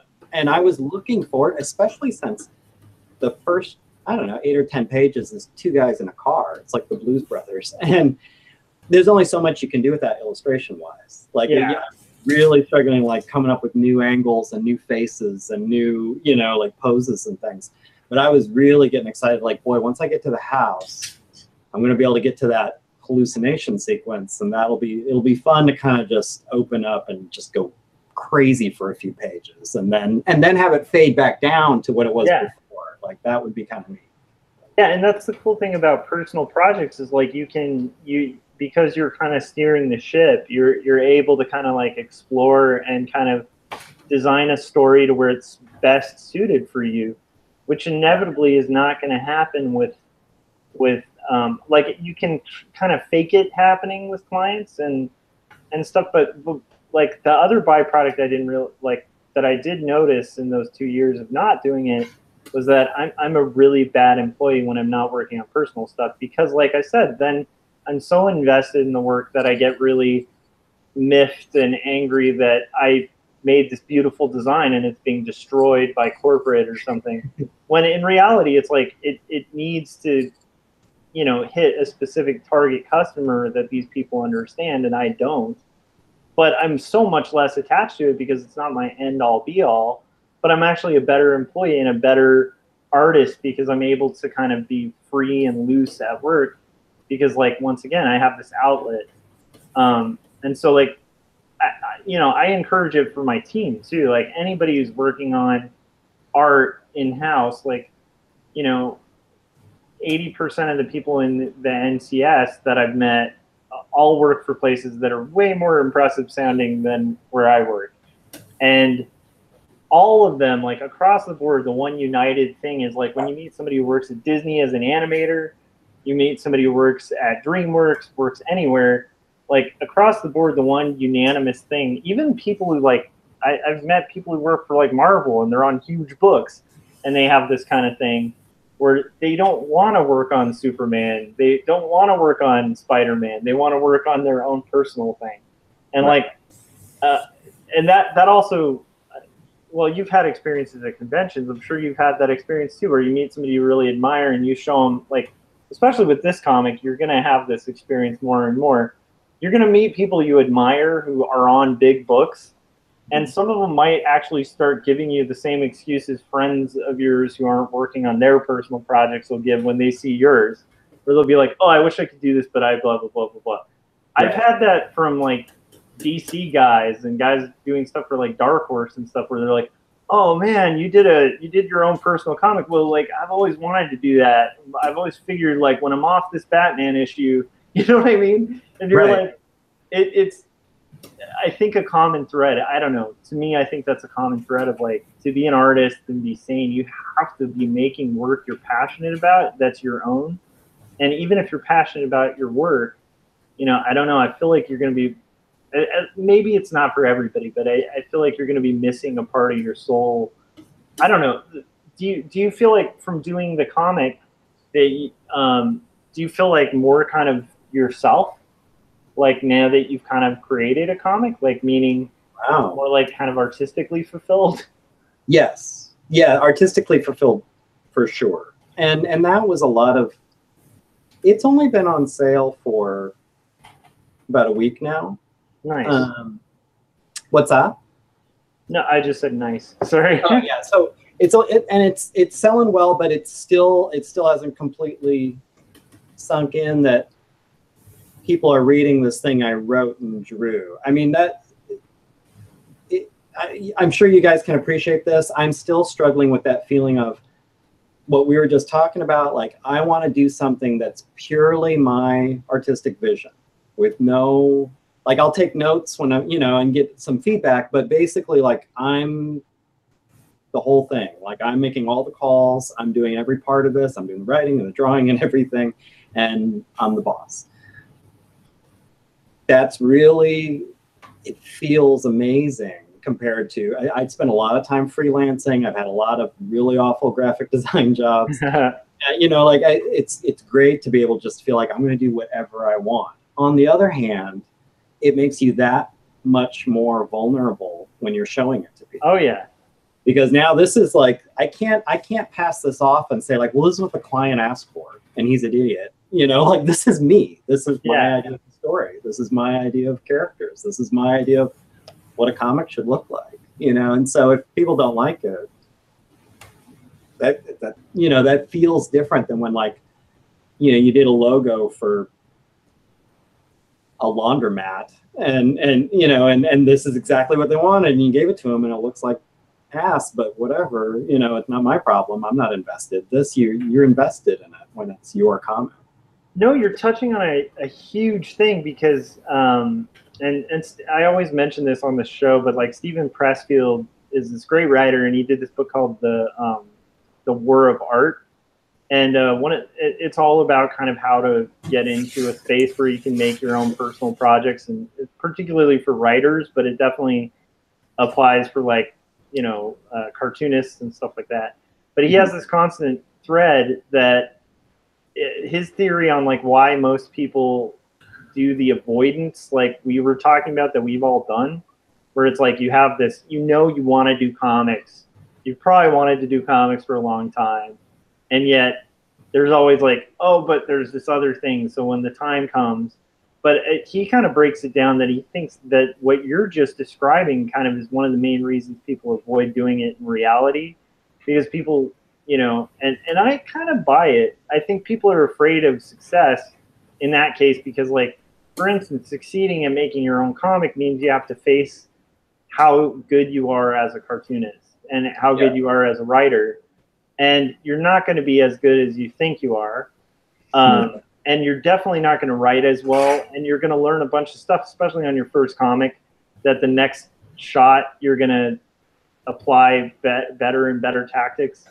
And then by the time that's done, you know, you may not be fulfilled because you're actually risking it. And there's a huge risk of vulnerability to it because you're putting yourself out there. And like at a workplace, you can always hide behind excuses and other people, but when it all lands on you, you know, the stakes are a lot higher, even though, like, they might be a lot lower in the sense of the risk. I don't know if that makes sense. No, yeah, totally. Yeah, I mean, I think it's cool that you're doing it. It does mean a lot more when, like, if somebody's negative about it, or like not supportive of it. Like if you have a friend who's not supportive of this, that hurts more. Yeah. Look, I didn't want to write. I knew I wrote a weird little niche comic, you know, and I knew like it's not going to be for everyone. And a lot of people don't even read comics, and like I can live with that. Yeah. What is frustrating is it's something, you know, it's something I had put in one of my videos, and then I ended up cutting it because the video was a little long, and I felt like this is a side thing, but it also feels like a little sensitive. But I did find through going through this process, it's interesting, and I don't know if you guys want to chime in or if you've noticed this too, how you watch the people around you break one way or the other. There's people that you thought would be supportive and are supportive. There's people you did not expect support from and you didn't get it. But then there's this group that surprises you. There's people that you wouldn't have expected they'd be excited about it, and they are. And then there's people that you would have thought would have been there and a little more encouraging, but they were just sort of MIA. You know, I think that has been almost more of like a thing to kind of process than like the idea of like, well, somebody might read it and it might not be for them. Like, I feel like I'm at peace with that. Yeah. It's watching the social, like your network kind of break in different directions that was sort of a surprise. No, that's the thing that's interesting about creativity is like it comes at a cost. And so it's like, it doesn't have to be like this dramatic thing or anything, but it's like, there's definitely a cost to making something because it costs you time. And like, I guess we could carry the analogy of like working out into this too, because I've seen this. Like I've known people who are like extremely overweight, like to the point where it's a health hazard for them. And they've gone on like diets and like, you know, been really heartbroken to have like really close friends of theirs be like, oh, come on, it's just one donut or something like that, you know? And it's like, it's kind of like this, I guess what I would say is like, I would say if you want to find out like who your toxic friends are, or who your toxic coworkers are or whatever, just do anything to better yourself and just watch them come out of the woodwork because they will. I don't know, Scott, have you experienced that like crazy, like kind of reveals of toxic people from working on your own personal work? Not so much. I mean, I have friends that are artists who totally understand, and then I have friends that, you know, kind of understand, but it's just not their world. And you kind of have to, I guess, respect that a little bit. But you know, I mean, every time my one friend calls me, he's not an artist or anything. He's like, "What are you doing?" And I'm like, "I'm working on my comic, or I'm editing this video for YouTube, or I'm doing this or that or whatever." He's like, "Oh, okay." You know, it's like, but you know, it's just a different world. But yeah, it doesn't, you know, it's never like, there's never been one point where he's like, well, yeah, stop what you're doing, let's go do this or whatever. And I mean, they tend to understand, I guess. I mean, I think before I got divorced, when I was married, there was, I couldn't with that relationship. I don't think I could have done the stuff that I'm doing now. It just wasn't, you know, it was too demanding, and, you know, it wasn't, just not really as supportive about that kind of stuff. So, you know, but so there's, you know, there's situations like that as well, you know. But as far as, you know, that kind of your friends and your support, because I know, and we might be getting close to wrapping this up, but this is something I wanted to touch on, because Gary, you were talking about, you know, how your sales were going and everything. You were saying you were going to have to reorder and everything. And I'm like, oh, that sounds pretty good, especially because, like I was saying before, you kind of did, for the most part, you kind of did this in secret. Instead of, and I was like, because again, my whole philosophy is let people know about this, and, you know, the whole time while you're doing it, and then hopefully that'll help build that audience. Yeah. But you were saying how a lot of, most of your sales were from friends. And I'm like, well, there's no shame in that. I mean, if you've got enough friends or enough people that are supportive, because I said most of the people that buy my book know me either from, the internet or close friends or whatever.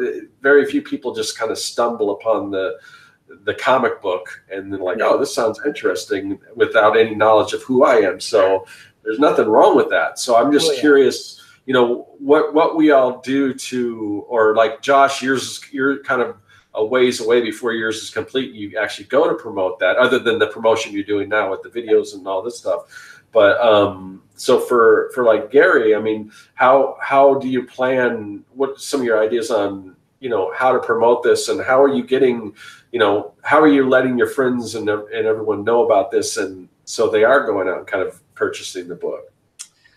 That's a great question, because that's exactly the mode I'm in right now, since it's done and it's on sale.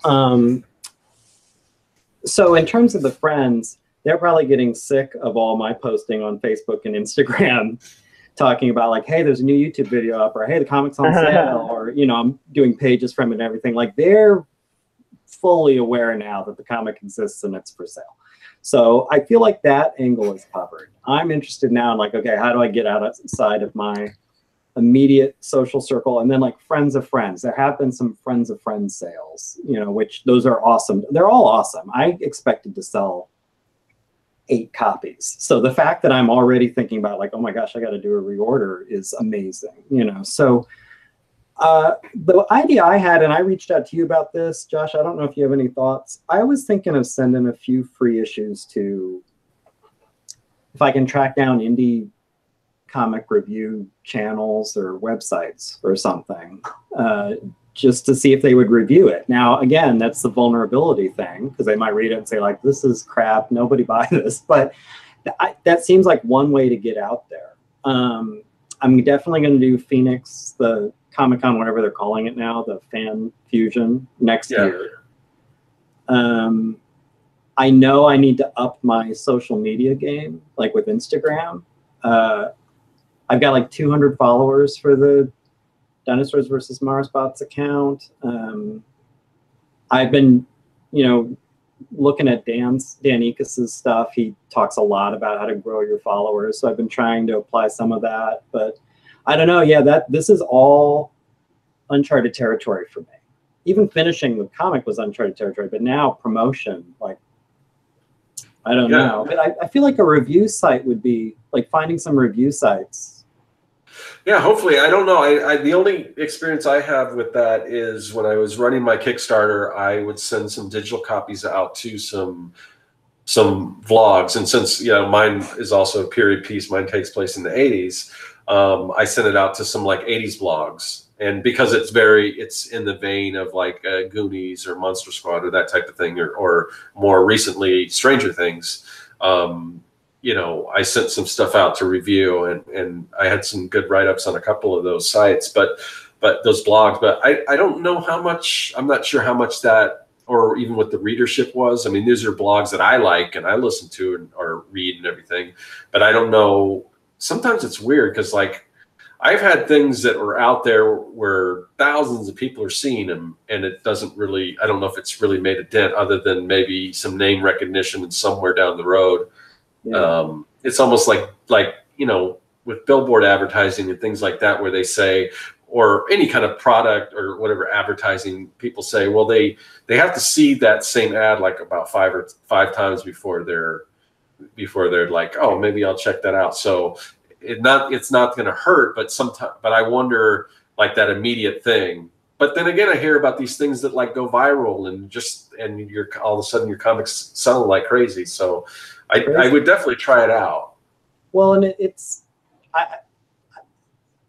I'm curious if it's the same with you guys. It's made me think more about how I consume art from creators I enjoy.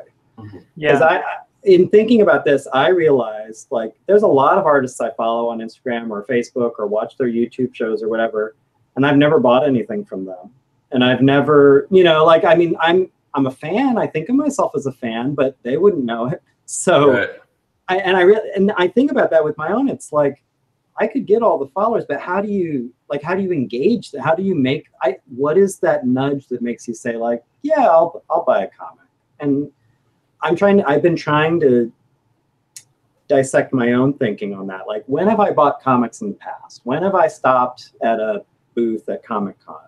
Like, what was it about it? Why did that one stand out? Like, why did I stop at Scott's booth? You know, what was the thing? How could I use that? What could I do? I don't have any answers. It's all questions. Yeah. Yeah, I know a lot of the people that I support, it's just having, again, it's that repetition, just having known them for so long. And I have a lot of like artist friends on YouTube and everything that I want to support, but they haven't really put out a product yet, or a product that works for me. Like a lot of artists, there's a lot of artists that put out prints and things, but I don't really collect prints because I don't have a place for them or anything. Yeah, you run out of places to hang them. If they put out a comic, I'd be all over it. So sometimes it's the actual, whatever the product is, to be the right product for for that person. So yeah, I don't know. But there's so many people that, yeah, if they put out a comic, I'm first in line to buy it, but they just need to put out that product. So like, I mean, when I saw yours, Gary, I mean, I ordered one right away. So again, thank you again. I was very flattered. I hope you like it. Of course, it looks, from everything I've seen, it looks great. So, and I've got the activity book, and so I mean, I know kind of the whole idea and everything, and it's kind of definitely in my wheelhouse. It's kind of this, like when you say, what did you say? It's like this meets that. Like Mars Attacks meets Jurassic Park. Yeah, exactly, and that's the perfect kind of pitch, because that's like, for me, it's like an X-Files tone, like kind of a sci-fi horror tone. So yeah, because I always say mine's like Goonies meets Night of the Living Dead. So I mean, that's definitely the kind of stuff I like. This kind of outrageous, kind of, just ludicrous idea. I just love that kind of stuff. So yeah, and I would.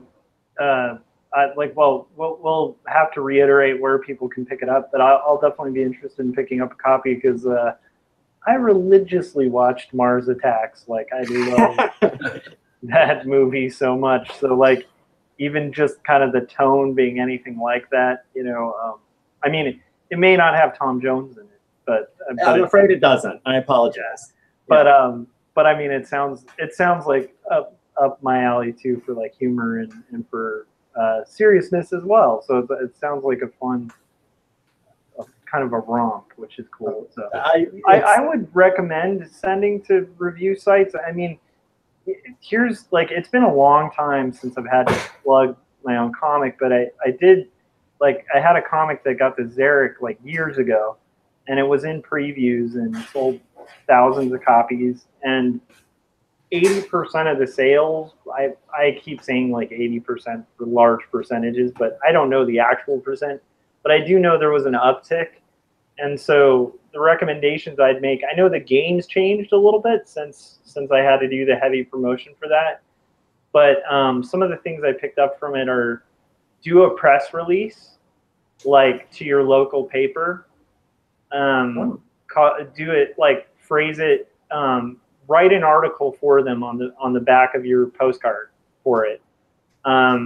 So you want to, like, for you, like, do local creates, like the Homeboy Does Good story, all local papers like that. And generally, if you hit like local papers and then indie, like I know locally, for me, I'm probably going to send mine to like LA Weekly and stuff like that. That can create this whole chain effect in the press. And so that's how you can kind of do that. And it's not that hard to find where you send press releases to on a paper. You just go to their site and they'll have info on it. So I'd hit that angle. I would hit the angle of blogs, vlogs, any site that has to do with dinosaurs or pop culture, But the catch is, when you write a press release, and this was a tip from the guy doesn't even run Alternative Comics anymore, but Jeff Mason kind of helped me out with this. But one of his biggest pieces of advice was, he said, journalists are lazy, And they're not lazy like in a bad way. They're lazy like anybody at their job. And like if you like, let's say you're at work as a graphic designer and you have to slap a logo on something and it's already vector and perfect and it's beautifully set up. How happy is that designer? It's the same thing. If you've done their job for them, it makes them like have one less article to write. The other beauty of that, it does a 2-point thing, because in that write-up, you can make comparisons to other artists that you want to be compared to. So you, like in mine, my first press release, I think it said something like, it mentioned Daniel Klaus and all these guys I admire. Yeah. And the funny thing was like I was about to say 80% again. I gotta watch that. But a good percentage of the articles that ran, like the Orange County Weekly, the Long Beach Tribune, like all of these local papers, they actually put that comparison in there, but they didn't put it as a quote from me. They put it by the author. So then you have a quote, a pull quote from like, you know, your local paper or from a reviewer that compares you to the artist you wanted to be compared to. So it also gives you more control over the narrative, you know, because basically, once again, like if the journalist is really lazy, you can actually really benefit from that. Like, or if the blog is lazy and they just repost, you know what I mean? Yeah. You're literally getting to control the narrative a little more. I'm sure the game's changed since then, but that's stuff I'm going to keep in mind. The catch is the mailing list I had for that is pretty much dead, because like a lot of those print sites and like those comic sites, like for a while I had an in with like Newsarama. I don't keep up with comics news, so I don't even know if they're still kicking or like, and I know like whatever contact I had there probably doesn't even work there anymore. But like it is one of those things where I don't think the game's changed that much. I think if you're persistent, the catch is you're going to send out pretty much just do it in chunks, man. I mean, that's what I would do, is just do it in batches of like, you know, maybe every weekend send out 10, you know, and just do that for a year and see what happens. So here, Gary, and basically piggyback off of what Josh is saying, and this will help you out too. I wasn't even thinking about this, but as far as when Josh was saying, you kind of have to do their work for them, kind of almost write the review for them. There is an online magazine here in Phoenix where we both live, Gary and I, and it's Phoenix Voyage magazine, and I think they have it in other cities too. I'm not sure. Major cities kind of have this, but just do a search, Phoenix Voyage magazine. Okay. It's online, and it's kind of the same thing where every article on there, they focus on mostly creative stuff, but every article on there is basically just written by whoever they're interviewing. Like they'll send you a thing, you know, these are the questions, and you write the interview for them, and then they just put it up. So I mean, it's super simple for them. Hey. But I did that, and all you have to do is, you know, there's a thing on there like suggest a creative person that's doing something cool or something, and you can suggest yourself. And that I did that because I had seen some other friends of mine who had articles on there, and so they said, "Oh, cool." They said we'd like to do a piece on you, but really you're doing the piece on you. But so I wrote this out, and you know, I don't know if it'll do much. I don't know what it'll do. I don't know. Like again, I don't know if I had any direct results to sales or anything like that.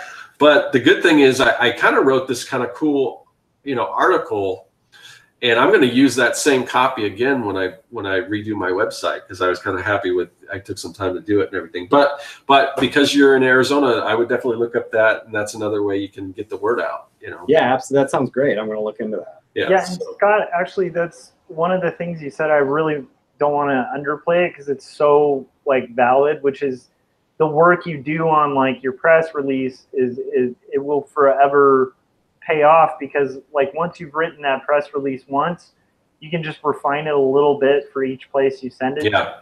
But it's like spending a little time on your resume, you know, before doing a job interview or something. It's just it'll pay back in dividends.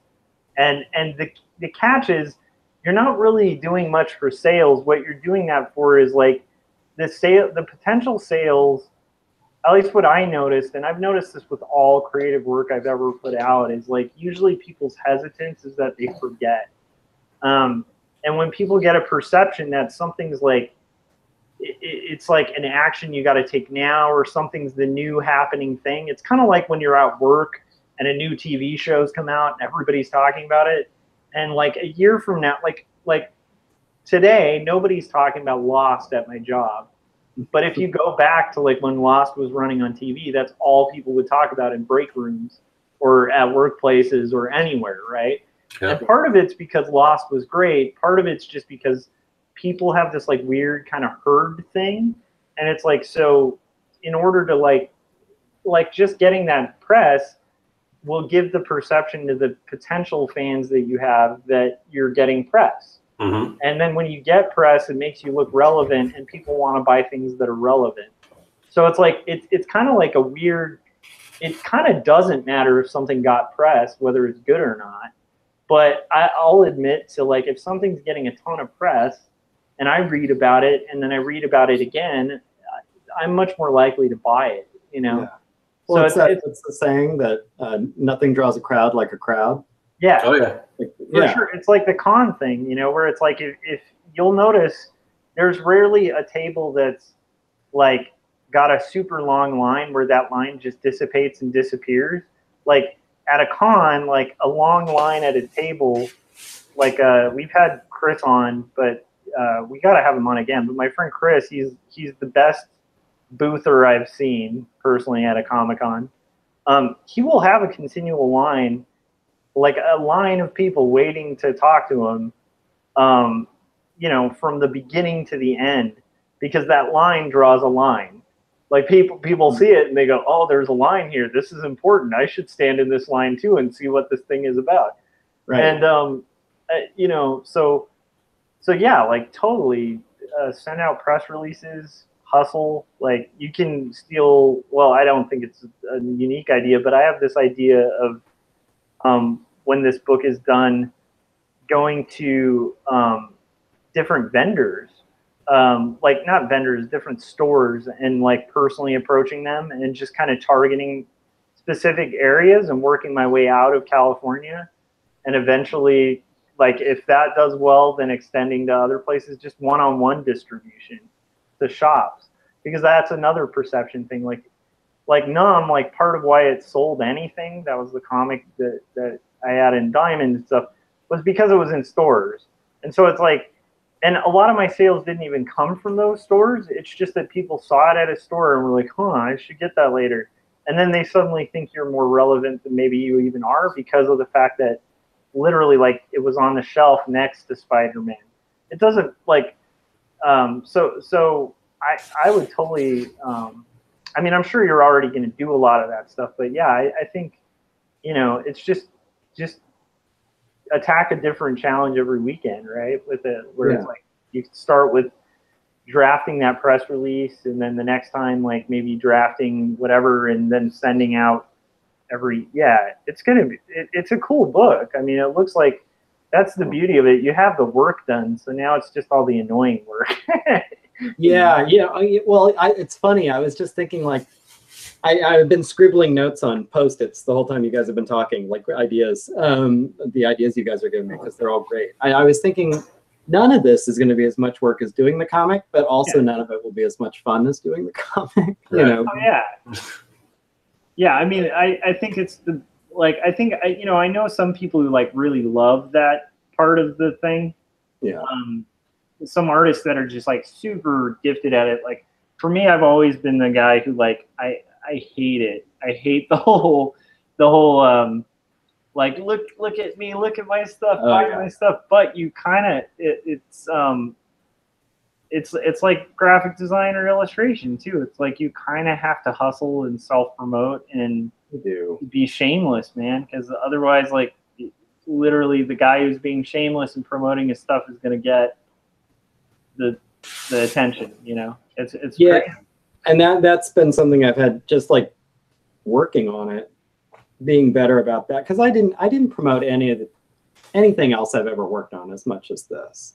It might be a shock to people in my social media circle that I'm saying I don't actually like, you know, reminding people of the comic all the time, because I'm reminding people, but that's me trying to actually do it right this time. Yeah. You know, it's tough, but no, going through it, I was dreading this part so much that I used to joke to one of my friends all the time, and it was a half joke. Like I hadn't totally ruled out the possibility that maybe when it's done, I'll just say like, there, I proved it to myself. I finished a comic, and I'll just throw it in a drawer and no one will ever see it. Because I showed myself I could do it, and now I don't have to worry about it being out there. I don't have to promote. No one has to read it. You know, it was more just about finishing it. So now I'm switching to like, all right, now it's done. Now I gotta, you know, try and pedal it a little bit. Yeah, and I mean, you when you invest the time to make something good, you ought to invest the time to like try to get people to get on board for it. You know. Yeah. Because you already put in like a year of work on it. You know, what's a couple months of like hitting the page? Yeah. You know, it's always that much more. Like right now, I'm thinking like I just got to get to Comic-Con next summer. Like that's all as far ahead as I'm thinking. And then, you know, once I get close to that, I'll probably put another goal a few months out. Like it's always just a little bit farther. I was telling somebody the other day with the comic, like once I realized it was going to be 40 pages, I was completely overwhelmed, completely terrified. And I had to, it sounds silly, but it really worked for me. You had to change it to, I'm not going to draw a 40-page comic. I'm going to draw one page 40 times, which it sounds goofy, but it actually worked. It worked for me. Yeah. Yeah. This whole process is that. It's like, you know what? I don't need to think about Comic-Con. I need to think about getting it printed. And then I get it printed. All right, I don't need to think about this. I got to think about setting up the Etsy's. You know, like it's always just, what's the next thing? What's the next thing? Yeah, and I think that's a good way to do it. Like like with my comic, I'm always just viewing it as like just any progress on the pages is good, and you know, almost taking it like a panel at a time. But I do have that stuff going on the back burner so that hopefully I'm like laying the groundwork for like being able to kind of, I look forward to being in the position you're in actually in about a year. And I think you're in the fun part where it's like you get to give it a shot. And it, you know, the tough part of that, and this is what scares me, and I'm sure it's probably nerve-wracking for you, maybe not as much as me, but like the thing that intimidates the hell out of me is the idea of having to do that promotion and work on comics at the same time. Like that's the thing of like, if you're working on the next issue, like how do you juggle that? That's a whole new, you know? So yeah. Actually, I hadn't really thought too much about that until you just said it. And now I feel, yeah, thank you for that. But sorry. Yeah, no, it's going to be, because I'm already like, I was thinking for the convention, I want to do maybe like a limited cover. And like, there's things I want to do. And I'm realizing like that will be right when I'm probably drawing the second issue. So I'll have to kind of work around. Like I'll probably be doing Comic-Con while I'm working on a comic, which now I'm just thinking of that. Like, oh, wow, that'll be a new challenge. It kind of makes you empathize with like actors who are already on like a new movie and they're having to do press junkets for a film they did like 2 years ago. Yeah. Like, yeah, I guess I kind of cared about this at some point. Now I have to pretend to be invested even though I'm in this totally different thing. Right. I'm imagining that's probably what it feels like when you're in the zone of creativity and kind of like you're releasing stuff, but then it's like you're pushing something and you're trying to like make something even better. Yeah, you're thinking time. Yeah. Scott, do you have any tips for that? Because I mean, you're deep into The Young and the Dead. Like, how do you juggle? Like, because you still manage to be productive, but how do you juggle like promotion? Because it feels like you promote Young and the Dead, but I have a suspicion when it's in trade, you're going to promote it like Gary and I were talking about this earlier, but really, I mean, I don't know if I mean, if I'm talking about comics on a video, or if I'm doing talking about something about creating comics and I'm actually using it as an example, I will say you can get it, on my online store or whatever. But really, I don't.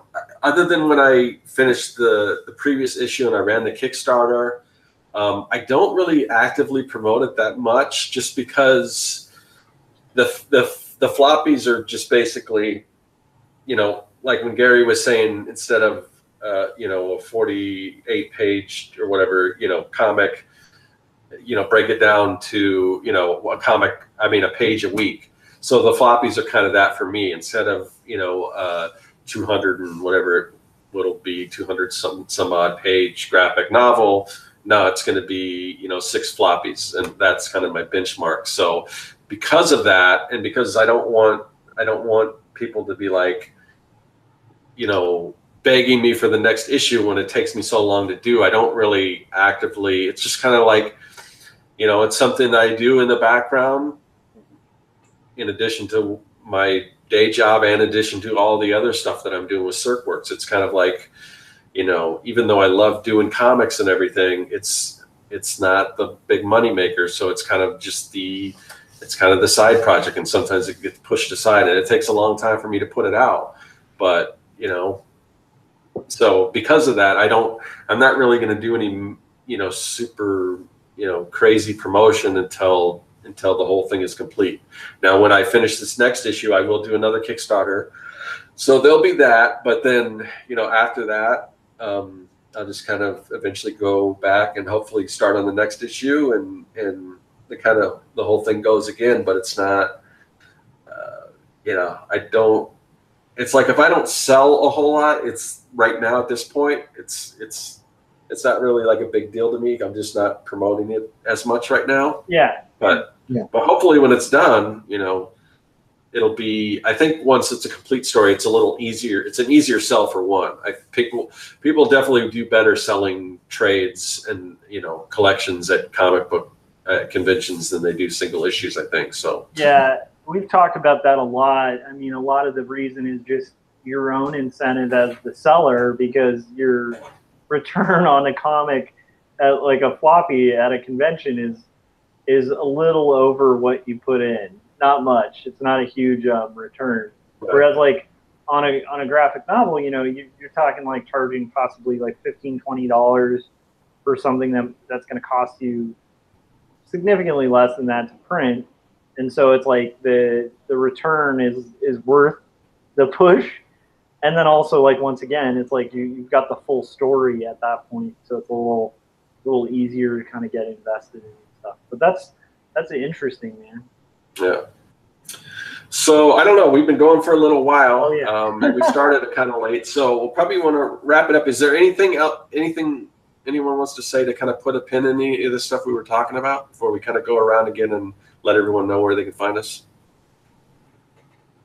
No, I think we covered a lot of stuff here. So, yeah, I mean, this is one of those topics where we could keep talking about forever, because and I think Josh and I know we've talked about it forever, but it's always good to get a kind of fresh perspective and have somebody else on to talk about it too. So anyway, Josh, where can everyone find you? So you can find me at quarterlystories.com, and you can find me my portfolio at joshuakimball.com with a K, and you can also find Quarterly Stories on Tapas, the app. So if you want to access it on a smartphone or mobile device, and you can find me on Artcasters every other week. I'm on Scott's channel, and then I'm on my channel, which is under Joshua Kimball with a K. So yeah. All right, and Gary, what about you? Okay, well, first of all, I want to thank both you guys for having me on. This is very exciting for me, and this is going to sound like I'm blowing smoke, but for real, I was watching you guys months ago and thinking, like, maybe someday I will be on that show. Maybe I will be the guest. Like, I'll have a comic, and like, you were part of the success story in my head. So it was a big thrill to be here today. That's awesome. Oh, awesome. And I'm big fans of both you guys. So to find me, if you want to check me out, let's see if I can point at my little, no, that's not going to work. Okay. D versus M 1975. if you Google that, you should be able to track me down, especially if you look for it on YouTube. You'll find my making of videos. But my account is Gary Hodges, just like my name over here. On Instagram or on Facebook, it's Dinosaurs versus Marsbots. Versus isn't spelled out. Dinosaurs vs Marsbots, all one word. You should be able to find me. And comic is for sale in the Etsy shop. You can find the link to the Etsy shop anywhere. You can just search on Etsy. But like we talked about, it's selling a lot better than I expected. It might go out of stock sometime this weekend, maybe, or next week, but reorder coming, so be patient with me. If you're interested, I'm going to try and get them out there. Yeah, definitely. And I know we've got a link to your YouTube page in the description of this video, and if I can remember, I'll put a link to the Etsy store. But I assume there's a link on your YouTube page if I don't. Yes, there is. Yeah. If you find my YouTube page, there's links to everything else. Yeah, I was able to find it. I just think I typed in Dinosaurs versus Marsbots, and I was able to find your Etsy store. I have a feeling not a lot of other YouTube videos are talking about Dinosaurs versus Marsbots. Right. Yeah. Right. It's always good to have something unique and everything. So yeah. Awesome. So it's super glad you came on, and thanks for dealing with because starting late and everything, and even offering to come on tomorrow, which I'm glad we didn't have to do. So Josh showed up just in time. So yeah. So you're on my channel, so you know where to find me. I'm also Serkworks on Instagram, Facebook, Twitter, all that stuff. And just in case anyone wants to know how this whole thing works, Artcasters, we do it once a week. Usually it's typically on Thursdays, more or less, but today it's on a Wednesday. So Wednesday, Thursday, but it could be any day. And if you want to find out exactly when we're going to go on, the best thing to do is join our mailing list. And so because it switches back, it also switches back and forth between my channel and Josh's channel. So if you want to know where we're going to be, what day, what time, all that stuff, just sign up for the newsletter. There is a link in the description of this video. And so we'll send that out 30 minutes ahead of time. Now for tonight, we sent out the newsletter, and people went to a video that was about probably, maybe a minute long, saying that we're not going to do a video, but we put the link into this video. So hopefully people found us through that. So anyway, but yeah, so yeah, that's about all for tonight. Again, thanks Gary for coming on, and thanks everyone in the chat. We appreciate it, and appreciate you kind of dealing with this kind of a weird kind of schedule. But we've had little hiccups like this in the past with like either the stream not working or whatever, where we've had to do 2 episodes or whatever. So hopefully it's not that big a deal. But thanks everyone, and we will see you guys next week. Later. Night.